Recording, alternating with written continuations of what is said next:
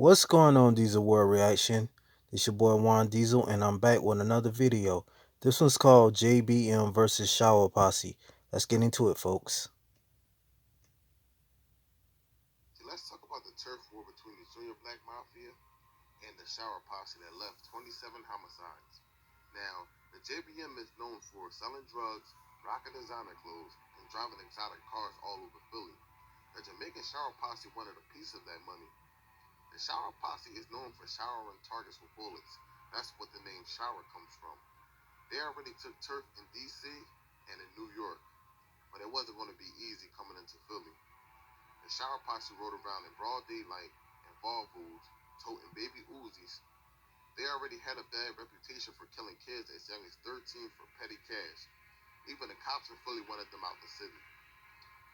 It was an unusual week for JBM member Blizz in the North Philly area. See, it's normal for one fiend to miss a couple days, but a couple fiends didn't sound right. One morning, Blizz ran into one of his missing customers at a Walgreens, and he informed Blizz there's a new guy in town. Blizz reported it back to his block captain. His response was, "You better handle that." So Blizz made the fiend show him the next day. As Blizz approached the roster, he told him to try Baltimore. He can't be there. With three other Jamaicans watching from a car, he laughed and shook his head like he had an understanding. Later that day, Blizz and other JBM members were shooting dice when a dirt bike flew by with two Jamaicans, with one on the back spraying bullets from a machine gun towards the JBM members, causing 2 deaths and 3 others hit. Weeks later, 10th Street Ron noticed a Jamaican after-hour spot. He had Blizz with him to point out a familiar face, but Blizz didn't recognize any of them.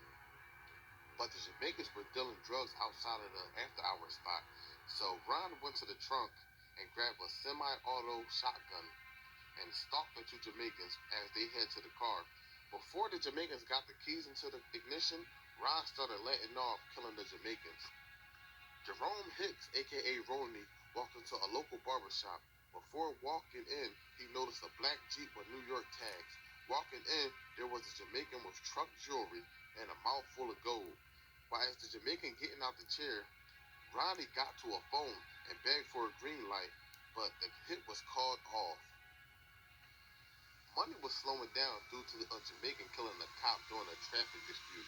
At this point, Philly was getting fed up with the Jamaicans.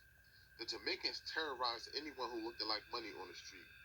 War was in the air, and most Jamaicans were illegal, getting heavy military weapons shipped to the U.S. to have an advantage taking over turfs. The 100-shot handgun was introduced to Philly after a shootout against the Shower Posse. They played it sweet because only a handgun was pulled out, but an automatic performance displayed and bullets kept coming. Dropping JBM members, a survivor shouted, "What the fuck was that? I got to get my hands on one of them."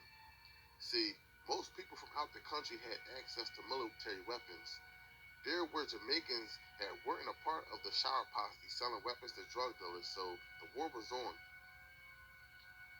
There was 2 wars going on in Philly. Different factions of Philly had beef, and then you had the Shower Posse. You didn't know where to shoot. See, JBM didn't expect to be ambushed by Jamaicans during a basketball game. It was the norm for Jamaicans to go to war in front of kids. Shit, they could be seen giving out testers during a block party. They played by their own rules. Shower Posse members from New York was happy to come down to join the war. It wasn't a good idea for JBM members to continue to go to New York for custom Dapper Dan. It would be no use for having Gucci ruined by bullets and gunpowder. Drop tops with custom MCM seats shot up. The Jamaicans came into realization that nightclubs and food spots would be more convenient in Philly. I mean, you still have drug dealers and weapon dealers, but there was no more stepping on toes. So that's part 1 of the video. If you guys really like this video, please like and subscribe.